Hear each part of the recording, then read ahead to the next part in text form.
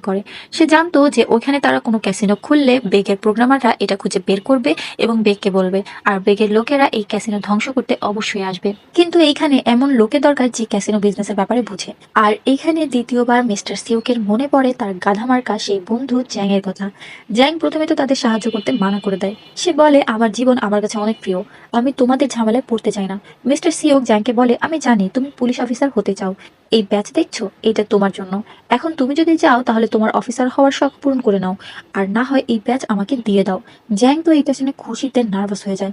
সে বলে, আমি আর একজন পুলিশ অফিসার? সে এখানে পুলিশ অফিসারের মতো বিহেভ করতে থাকে, আর সিউকের সব কথা ইয়েস স্যার বলতে থাকে। অন্যদিকে ম্যানেজার ডংকে বলে, আমরা বেগকে ধরে ফেলেছি।